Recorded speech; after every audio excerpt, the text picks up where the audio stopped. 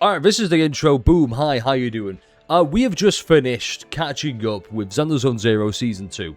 And I decided, because I'm such a big lover and enjoyer of Zelda Zone Zero, I decided I'm going to rank them. So, we're going to rank every single story in Season 2. And let me tell you, there might be some hot ones here, there might be some you agree with, disagree with. Unfortunately, I lost some of the recordings where we really went in depth.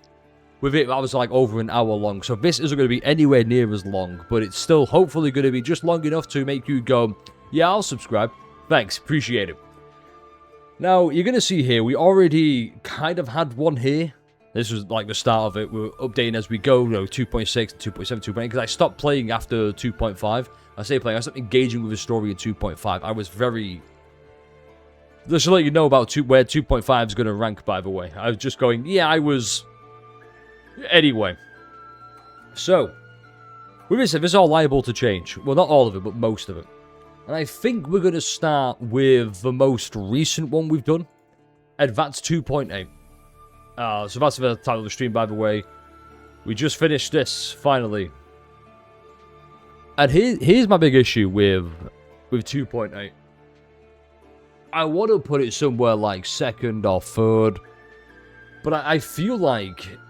We might change this at the end as well, but for right now, I feel like 2.8, as good as it was. Actually, no, I'm gonna put it here. I just realized. I'm just saying that.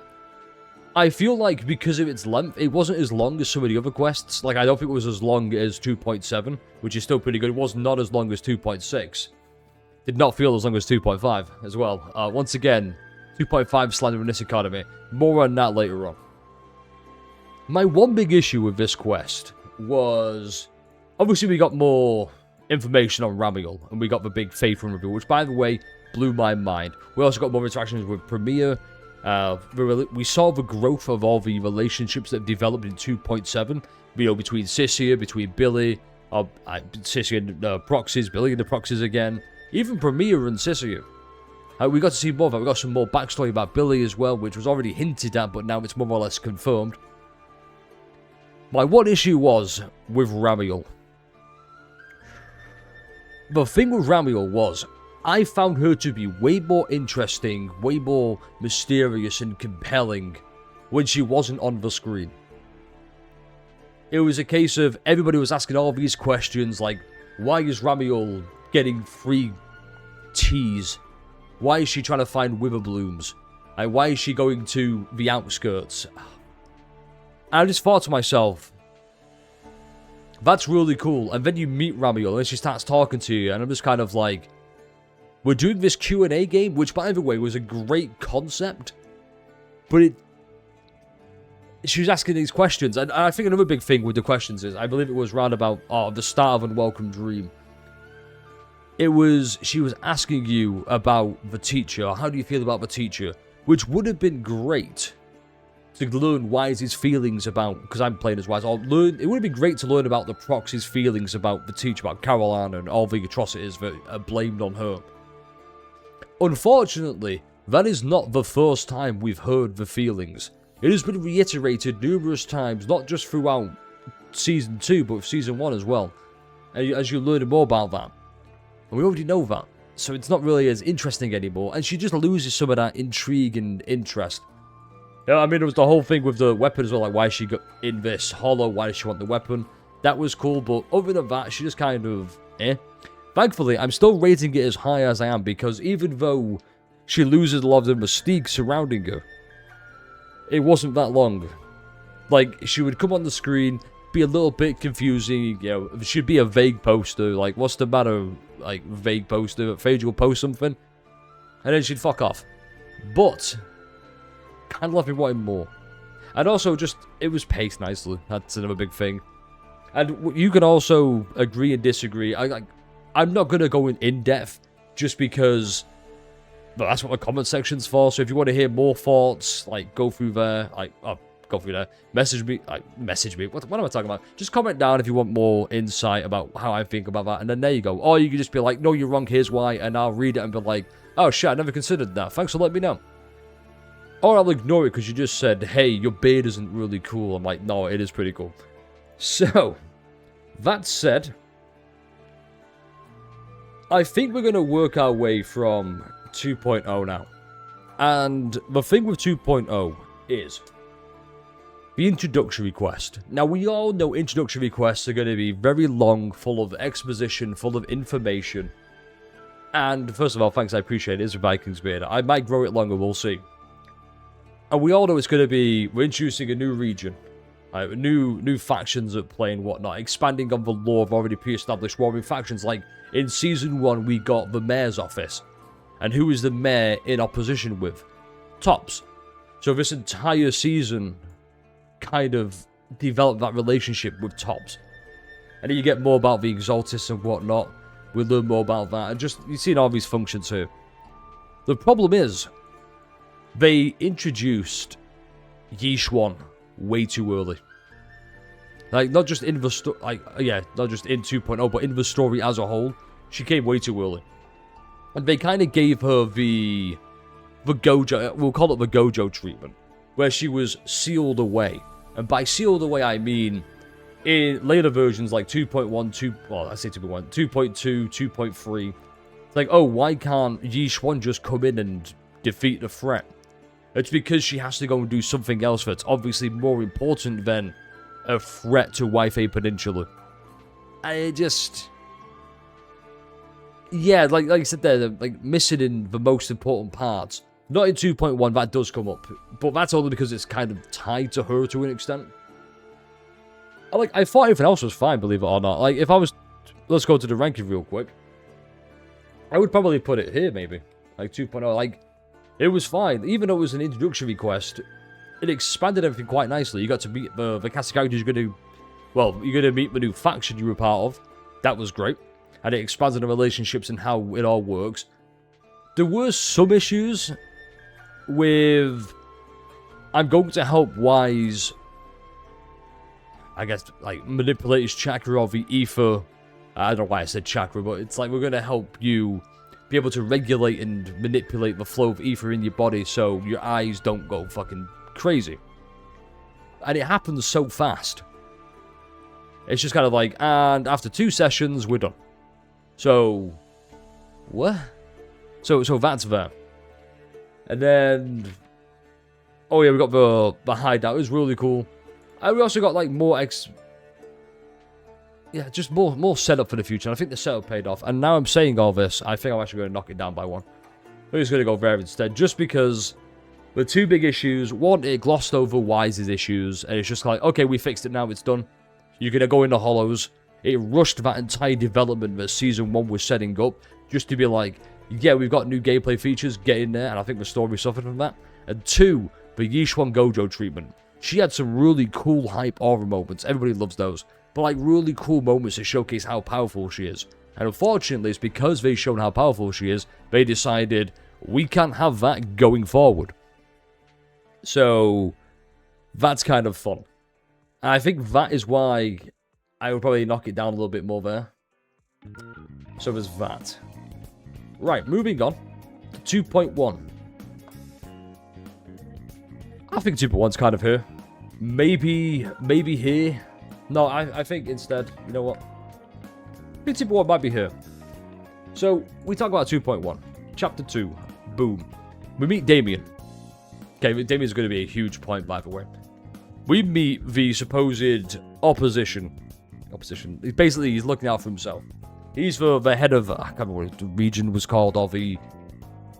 God, what were they doing again? It was something to do with the Parcel Lumex, that was it. Yeah, he was in Parcel Lumex, and he's the head of that department, blah, blah, blah. It is what it is. More on him in a moment. In later patches. And it's just kind of like, yeah, we meet Damien, we learn about the supposed power struggle or the... not a vacuum, yeah. The power struggle that's happening there. And... once again, where's Yixuan? Well, she has to go and do some important Yunkai Summit business stuff. So, we get to meet Alice instead. Now, this is where 2.1 really starts to shine, in my opinion. When you meet the characters, and you see how we react. I'll admit, I saw Alice and I thought, oh god, here we go, this trope.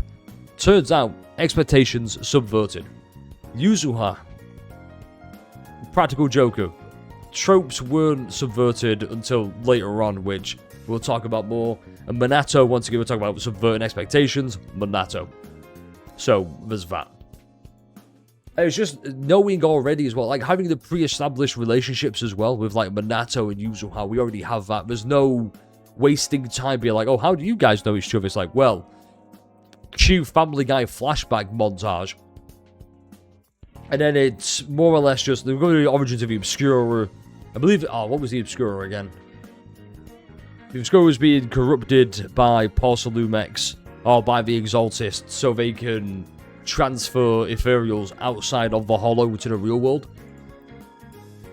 I will say, the plot kind of went fucking nuts round about here when it's like, where did it come from? A factory. It's, I say factory, like a secret location. And then the backstory gets it. Look, this was memed on quite a bit, being like, I'm the reason your father was killed. I don't really get that from that. I didn't get that. I was kind of like, oh shit, that's how they're connected. It's serious. That's why Yuzuha was so adamant about keeping Alice away from the danger, keeping her as uninterested.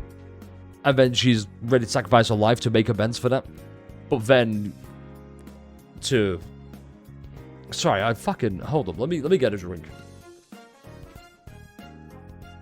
This is fucking thirsty business. Right. And then Alice is like, nah, fuck that. Here's what we're gonna do instead, Yuzuha. She's actually say that, but she's probably thinking it. But Minato's just being a fucking Chad. Minato is, by the way, the best character from Season 2. Sorry, from Wi-Fi Peninsula. He's the best character from there. No ifs, ands, or buts. Yeah, I forgot Sissy was also in Season 2, but more on that later on. But yeah, no, I just thought it was very solid. Especially the big gambit at the end where she's like, I'll give you what you want. I'll give you the company. Damien's like, oh, that's just what I wanted. Great. I knew she couldn't, like, hack it in this world. It turns out Damien got played. And Damien, rather than just being a classic villain, being like, oh, drats, I got played. He's kind of like, clever girl. And we know that's not going to be the last we hear of him. That said, I'm actually going to demerit this, actually. I'll demote this. That said, unfortunately, it suffered from one thing. One huge thing, and this is the biggest flaw. I already mentioned it, you probably guessed. Who comes in to save the day? If you guessed Yi Xuan, you would be right. Now, it makes sense because they're using the, I guess, likeness of her dead sister, so it's kind of related to her, but we don't really build on that afterwards. It's just kind of like, oh yeah, it looks like her sister, so there it is. Oh, we need Yi Xuan, we need Shifu to come in and save the day. And she does because she's Gojo. She comes in and she's like, multiply the red by the blue, boom, imaginary mass, hollow purple. And she fucking obliterates that shit. She comes in, saves the day, and the crisis is averted. The Exalters have been thwarted for another day. And if that was the case, why didn't they build it up way before, earlier in the quest, and everything like, oh yeah, Yi Xuan's just busy doing stuff, don't worry about it. And I think that really hinders it from all the good it did. Maybe. That is liable to change. That might be, we might swap these two around. Maybe we'll see. So, moving on to 2.2. You probably guessed this. It's the best one. I'm not going too deep into detail because what can I say that hasn't already been said? What can I praise that hasn't already been praised? This is why I really fuck with 2.2, by the way. This is probably my favorite part, by the way. And please feel free to let me know if you disagree with this.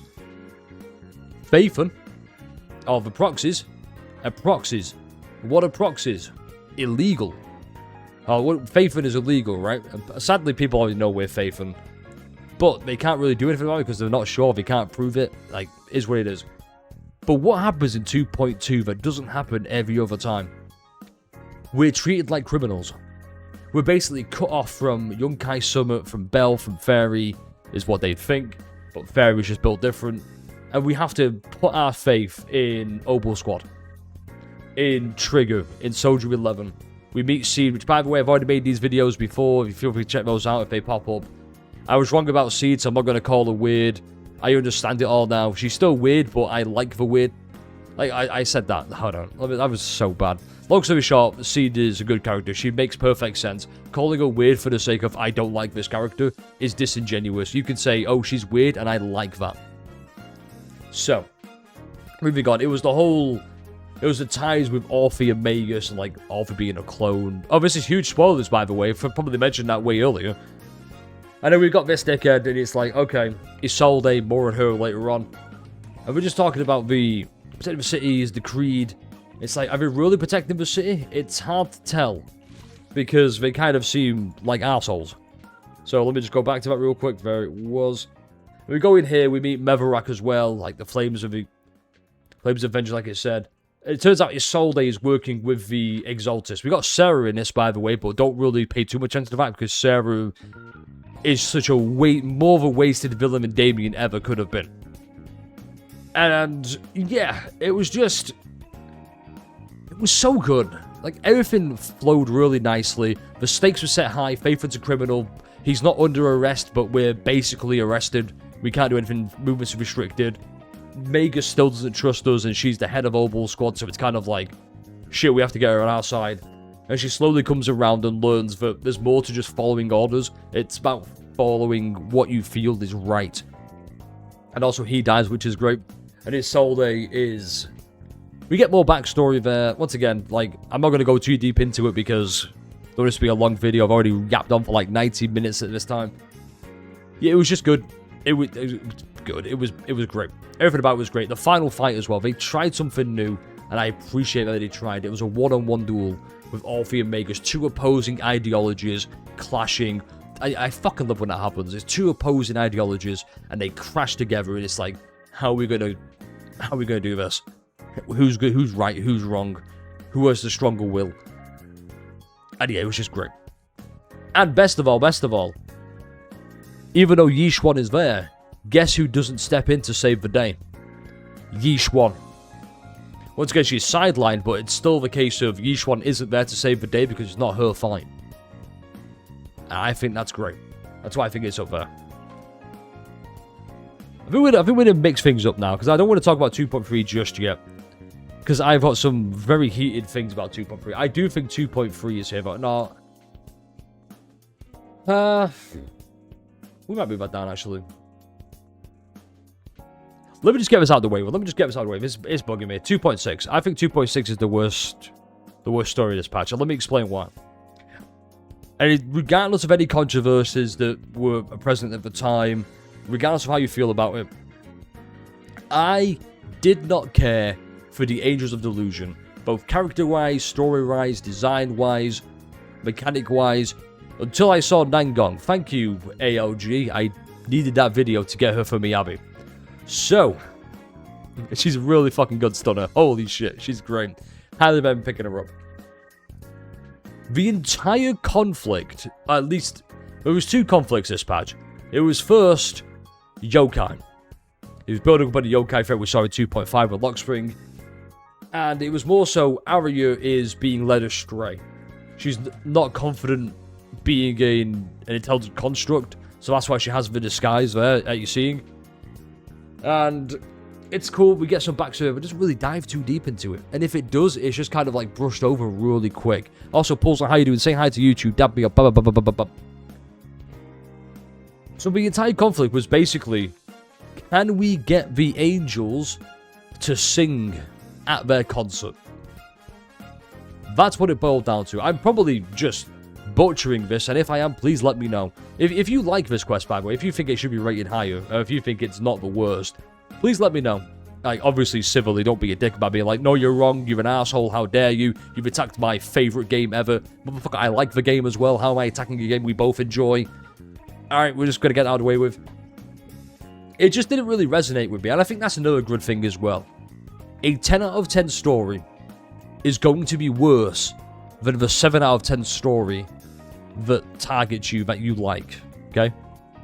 Like, you could have thought 2.5 was... I'll bet you could think 2.2 wasn't this absolutely amazing quest. It wasn't a 10 out of 10. I don't really think it's a 10 out of 10. I know if we checked the rankings before, I put there 10 out of 10. It's not a 10 out of 10. I just made that for the joke. It's more like an 8 out of 10. But it's an 8 out of 10 that resonated with me. And hopefully that makes sense. So yeah, 2.6 is there. It wasn't terrible. I can see some happy points, like seeing the relationship with the angels. Okay, at first I'll admit I didn't really care, but seeing them interact in the quest, I was a lot more, okay, that's kind of cute. Okay, I can see how that's happening now. Nangong, how are you so rich? What do you do? Like, those kind of questions. I just do wish it kind of veered more away from, we have got to sing. We need to sing tonight of all nights. And focus more on, there's a potential AI uprising threat. What's happening there? Like, what? I would have liked more of, like, just that. The threat of the intelligent constructs of a threat. And it's like, no, we've handled it now. Thank you, Ferry. Appreciate it. But yeah, that as well as, like, the characters are hyped since the beginning. It's a case of, that's also a case of, well, of personal preference. If you're hyped for the Angel, if you like the Angel's design, aesthetics, you're going to like this quest a lot more than someone who may have liked the quest, but doesn't care for them design-wise or is invested as much. Just how it is. It plays a huge part. And then, right. I'm really trying to put off, because if I do 2.3, I've got to do 2.4, then 2.5. And I don't want to do 2.5.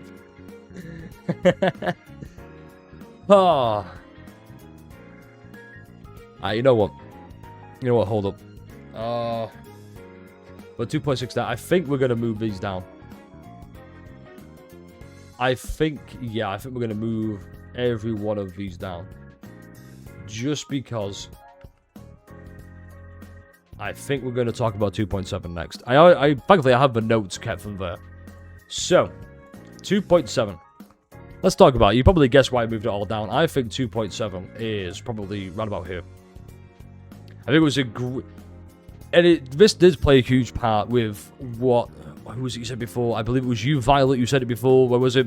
Yeah, version 2 was only got good once it returned to the 1.0 goober stuff, like Billy and Sissy being the new Nicole.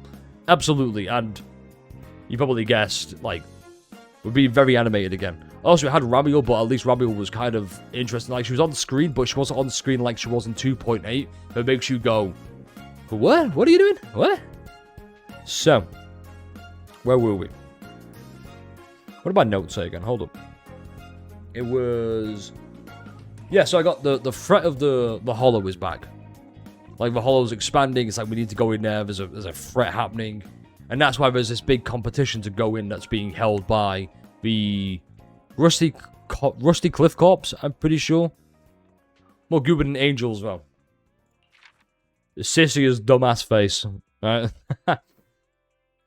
Yeah, also, Ramiel is just so fucking stupid. It's so obvious. Avatar Guardians, yeah, big boobs. There's just speculation here, don't worry about that. The lo-fi beats were back. I think a lot of Wi-Fi Peninsula was missing the lo-fi beats. I got Paul Saloy is important. And that's kind of teasing up Ross Khalifa. Whatever. Yeah, I'm pretty sure I was right. Look, it's Ross Khalifa. Let's be honest. Like, Ross Khalifa. Like, there you go. That's what we're going to say from now on. Yeah, but Sissy's a new mood. Like, Sissy as Nicole, that was great. This whole dynamic here is why I rate it so highly. Just having these two being absolute fucking goobers was incredible. Like, the big twist mid-competition was... Oh, Ramiel. They're really harping on this whole Ramiel wordplay, aren't they, by the way? So, Ramiel, the big sweep boss, who's an absolute nightmare in Deadly Assault. It's like the big twist. They're like the big twist. It's not big twist. It's like, hey, the obvious guy who looks like he's gonna bloodlust murder people is, believe it or not, bloodlustingly murdering people. Who could have seen that coming? My favorite VA in ZZ, probably. Both in JP and English. She's crazy. She's good. We got Moors as of last one 1.4. I like seeing that again. I also like as well how, especially in 2.8 and 2.7, it's tying back to what we saw previously in Season 1. This time being the Sons of Caledon, which, by the way, really big fan of that entire patch. So, it meant a lot more to me. I liked the character growth by Sissia. Obviously, she's a bit scared from past trauma, which we learn. And, okay, this as well. But it's just his insistence on helping everybody for the sake of helping everybody. And just being a helpful thing. I liked that. Yo, Futa, how you do? Dabby up. Say hi to YouTube. And then we're back to being a proxy. I like being a proxy. It's great going back to be like, hey, by the way, this is what we do for a living. We're proxies, as well as video store managers. But 2.7 is all, maybe not all about Sissia, but yeah, she's tied to what's happening. But what's happening isn't tied to Sissia. I think that's a big factor as well. Like with 2.0, a big thing was what's happening is being tied to Wise. Unfortunately, what's happening, like Wise is tied to what's happening. I like Yishuan by extent because it's all about the Yunkai suburb. So Yishuan is tied to what's happening in 2.0. It just so happens that what's happening in 2.0 is also tied to Yishuan. I don't really think that works. I think it's a lot better when these things are happening without the character being the cause of it. It's better when it's like, okay, this thing is happening regardless. It just so happens to affect the character. And I think they pulled it off better in 2.7. Robiel, however, there's nothing special about this boss. There's absolutely nothing special. His entire gimmick is, I like killing people. Gotta cut some more people. Like, that's it. So he actually sounds a bit more lower than that. Let me lower the register. Like, there you go. Hopefully that picked up. If it didn't, that's kind of awkward. We have to live with that. I got a Hydra after that. Holy shit.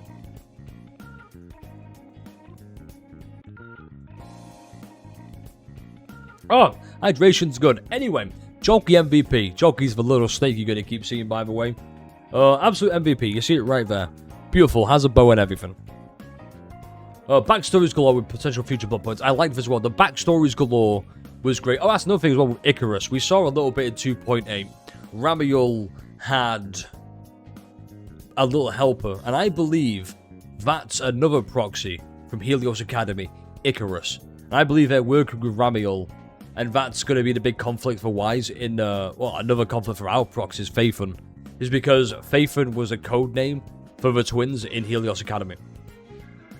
And I think that's going on now. Like, Phaethon was a code word for the twins, Helios Academy designated them as this. Also, Rusty Cliffcough, like, we get more though, that's kind of nice. Seeing the proxy be smart is always nice, and that's semi-conflict. The whole dynamic of what's Sissi's actual value to PubSec. I like that's explored more.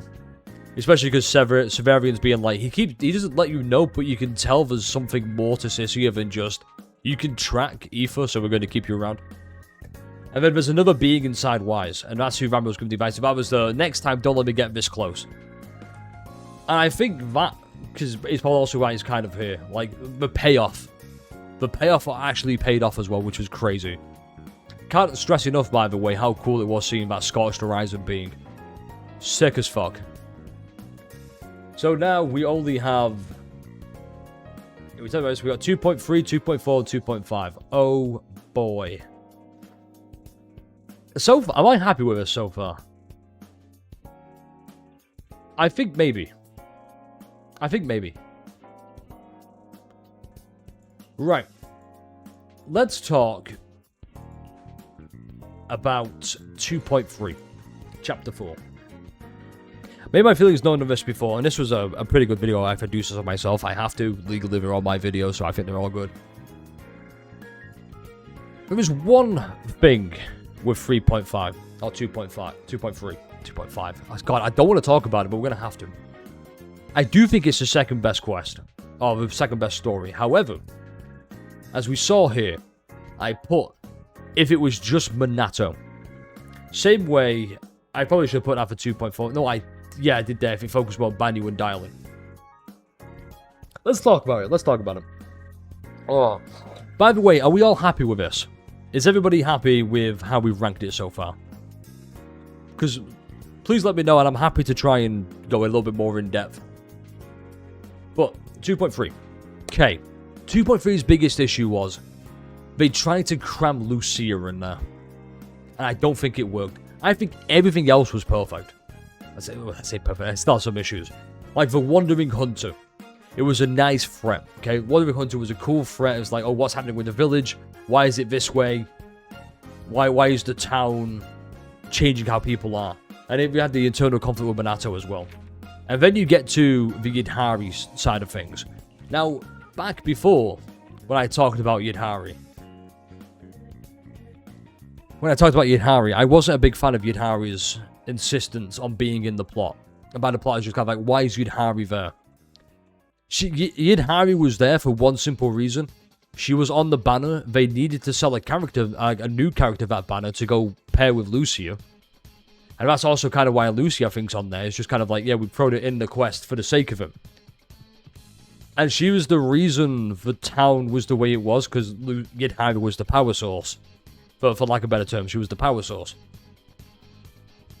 But if you swap that with anybody else, what's Yidhari's entire value to the quest?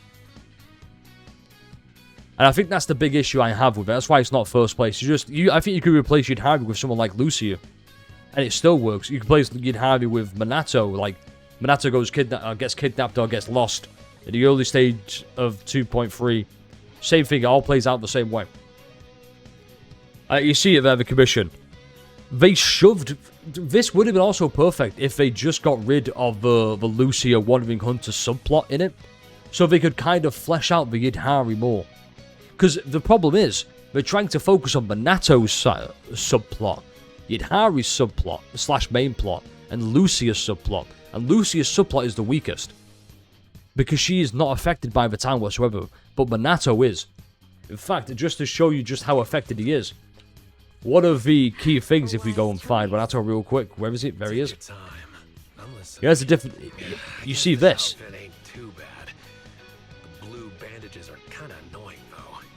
Yeah, it doesn't look that cool, but... So you see that, and that is one of the big issues, is that could have been fleshed out just a little bit more. I already think it was fine the way it was. But especially Yidhari was just kind of like, Yidhari can't leave. Why is that? We don't know. We keep trying to leave Yidhari. It's like, yeah, it's not going to work. Let's just have Yidhari stay there as we find a way out. And it just, I would have liked a bit more explanation, a bit more time with Yidhari to flesh that out. Rather than just going, let's go focus on Lucia for a bit. Like, no, she got a companion quest. Like a story quest or an agent quest. Give her another one, like, give Yidhari, I don't know, it could have been better. I think the pacing there suffered because they tried to cram it all in once, and I believe this quest took, like, what, 5-6 hours? Because of that, like, obviously you're not meant to be played in one day. I don't think we did, I'm pretty sure we did, no. We might have because we're doing a big catch-up marathon. And the whole time it was just, here's Yidhari, she's important. Okay, why is she important? Because she is. And then you learn more later on. The 101 duel Minato has further down the line. We also meet Shungus for the first time.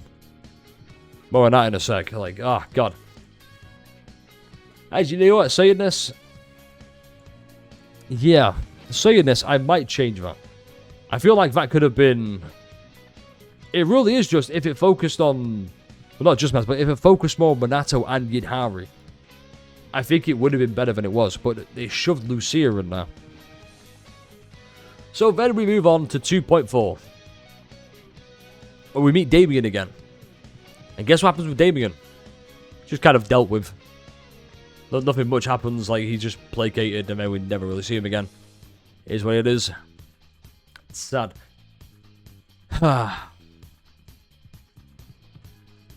It's a toughie. It's a toughie, because I said here before, if it focused more on Banyu and Dialin. This is all, like I said before, this is all very misleading, by the way. You have two of the most interesting characters you've ever introduced, with two of the most interesting backstories and lores, especially Banyu. Especially Banyu, and the fact, I don't even mind if they gave him a 12-day banner. I think that's great, I like that. The problem is, they just focused on, oh yeah, here's Shungus. And you're gonna get hit a lot in 2.5. I do have some positives in 2.5, but let's focus on this. Like Dialin, the whole thing is she's trying to investigate old reports and rumors and what's happening currently surrounding Banyu. And once again, please correct me if I'm wrong. It's been a while since I played this. So it's all about Dialin on a mission from Krampus, which you don't learn just yet. Investigating Banyu, because she has personal ties. Here's the worst thing, she has personal ties to Banyu. I'm pretty sure Banyu wiped out her home because it was affected by ether. And rather than dive deeper into that, It's, oh, what if we went on a date with Shung Wong? And that was the entire thing. Even here, like right at the end, we've got Banyu sacrificing himself to rescue somebody. To rescue somebody who hates his guts. He blames Banyu for his sister dying, his whole life being turned upside down. He joins his temple to get his revenge, he's biding his time, and Banyu's aware of this, and Banyu's like, if you want revenge, it's yours to take, I'm in no position to judge. And he's like, why are you fighting for me? He's like, oh, because it's the right thing to do. And the entire build-up to get to that moment of Banyu having the cool, epic cutscene is we're with Shung Wong. And we're talking about Shung Wong and the Qingming sword, and we're learning more about Shung Wong's family and like Yi Shungguan. Yi Xuan is also having his subplot. This suffers also from, we have a subplot of Yi Xuan fighting or going up against Sarah, trying to find Sarah, which is interesting. Don't get me wrong, because Sarah's resurfaced again. Shi Wan is, don't worry, I can tail her, and everyone's got faith in Shi Wan because he's a junior. He's been at Yokai Summit for a while now. But it's all just, I'm really concerned about my brother. Yi Shungguan, we're not here for you. We're here for Dylan and Banyu. Also, Dylan's here, but we don't really know about that. It's like, she could... This is what I mean. We just don't know if she can speak to people who are dead. She puts her phone to Banyu's like, what happens next is up to you. It's like, only you can make that choice about how you live. And he gets comforted by the voices of the dead. Because also, he can purge Aoife, and that's his whole purpose. But it's not expanded upon. Because it's all about Shung Wong. Which also is one of the bigger reasons why a lot of people dislike 2.5, which we will get on. And it was just wasted potential, but wasted potential. Even this whole cutscene here was Dylan being like, one way or another, you're going to get what's coming to you. And Banyu accepts that resignation. He accepts that threat of being like, whatever happens, I deserve it. And it's just a quick little 2-second line to buy each other. And then the rest is just, Junior, look at me, Junior. Junior, look at me. I'm Shung Wong. Look at me, Junior. Fucking pissed me off. I'm getting a bit heated now. It was just very wasted. However, when it was good, it was good. When it was about Banyu, oh my god, it was about Banyu. In fact, let me go and find it. Let's go and find that whole cutscene. Okay, we're doing this raw. I'm not going to cut this out. You're going to see me go all the way. Let's go and find it. Video archive. Alright. So, we need Faith and Story. Let's go and find 2.4. I believe it was... What was it again? On the Precipice of the Abyss. Okay? Let's go all the way here. Was it Storm of Bruise? No, it was not. I think it was... Shit, you know what? I'm just going to go find it. Give me a sec. So, then we get this scene, right? And here we go. Let me just...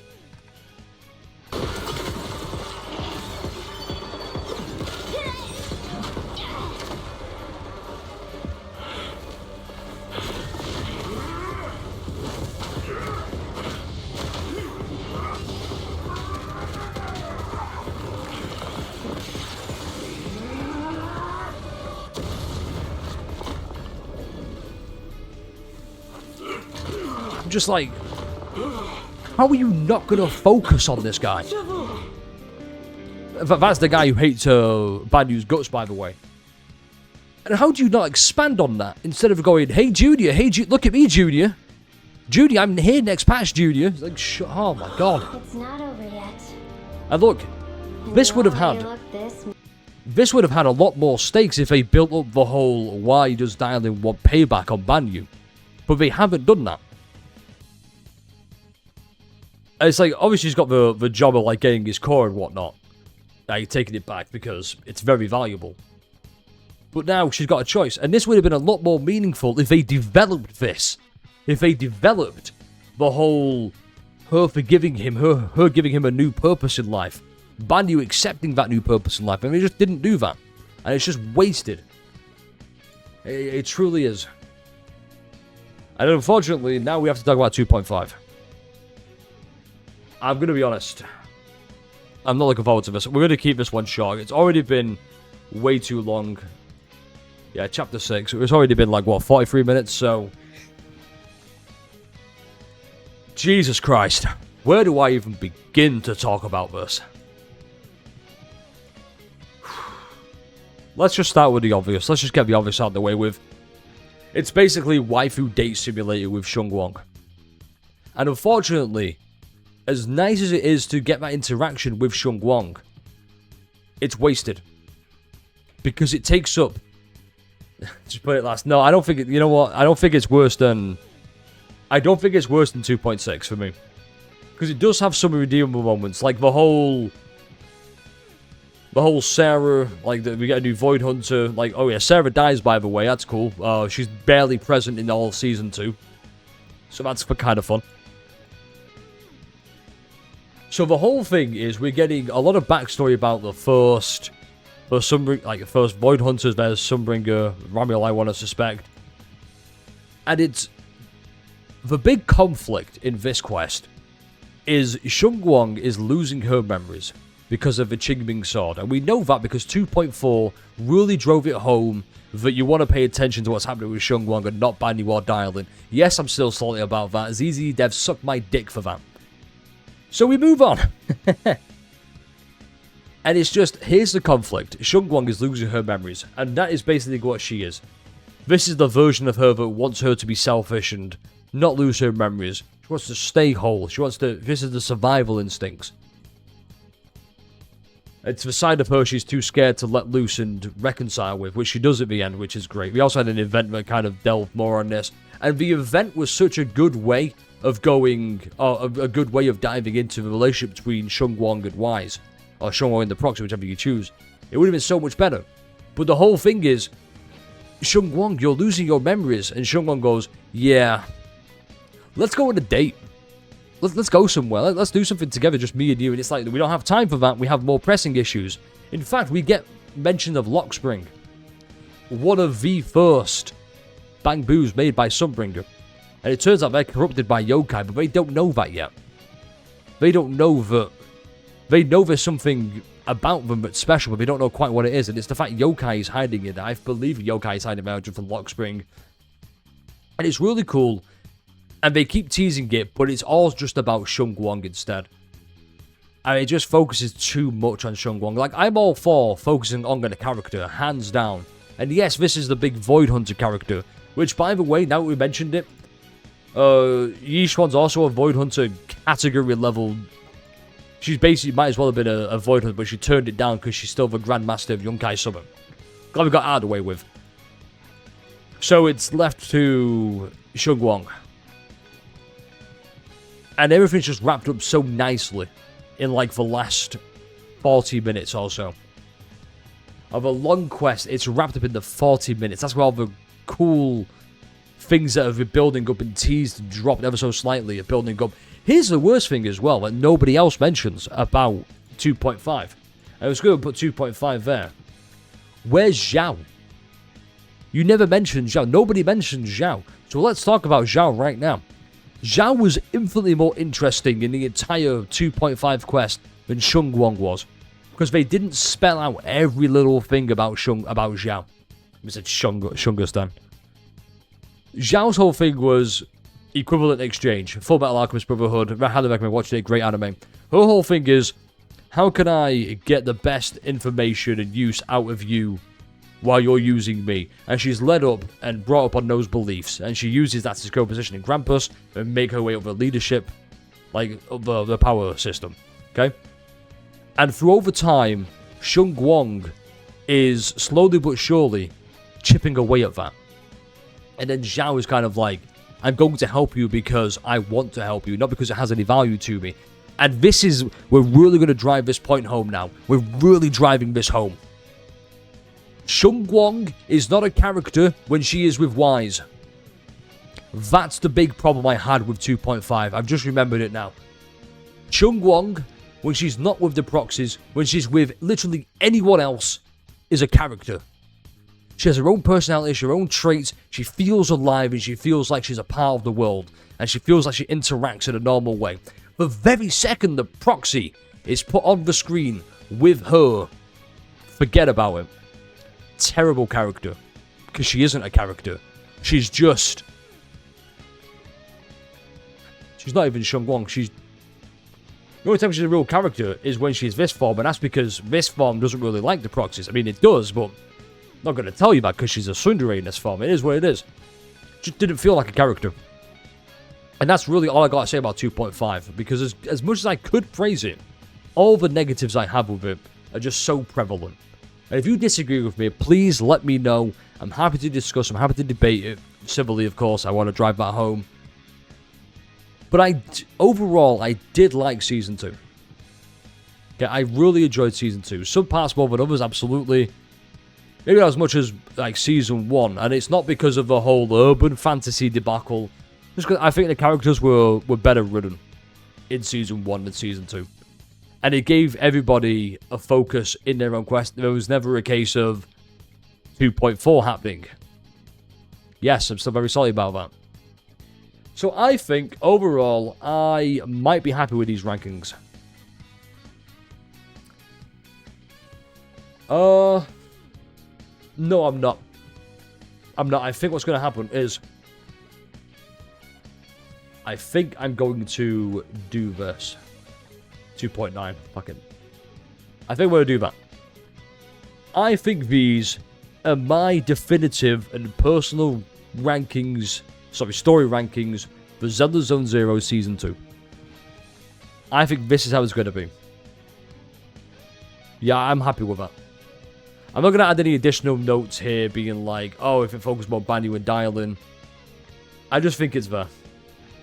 Like, there's no point saying, oh, what if this, what if that, oh, what if X happened, what if Y didn't happen. It happened, we have to deal with that, and you're going to like what you like, dislike what you dislike. That said, it's very late. I've yapped on for roughly 50 minutes, 24 seconds now. With that said, does anybody have, and if you've stuck around long enough, I appreciate it first of all, so I can ask this question. Does anybody have anything else they want to add? Or are we done? Is that it? The floor is now yours. Right, I waited all of maybe 30 seconds, so not really much of a waiting time, I'm aware. Like I said, if you want to disagree, yeah, there you go. You do that, Futu. Like I said, if anybody wants to disagree or agree, please, the comment sections are open. They're there for a reason. Please use them. I will hopefully see your comments. I'll respond to it, and we have a nice discussion, debate, and maybe it changes. Yeah, ass and titties. Maybe it changes. Who knows? Because, like, ZZZ is, like... Sorry to use an example, Denzel. ZZZ is more than ass and titties. It just helps that ZZZ is very generous with ass and titties. So... yeah. That said, I am sick of looking at 2.5. Get off my fucking screen. There we go. Here's peak. Boom. There we go. We have nailed it. And with that, that's all there is. Like, comment, subscribe if you enjoyed this. If you want to see more ZZ content, please seriously subscribe. We're going to do more of that in the future. I'm looking forward to it. We're going to try tackling 3.0 soon. That's for the next step. I'm curious to see how that is. Maybe expect a review for that. Who knows? And, yeah. I guess I'll see you in the next one. Stay refreshing.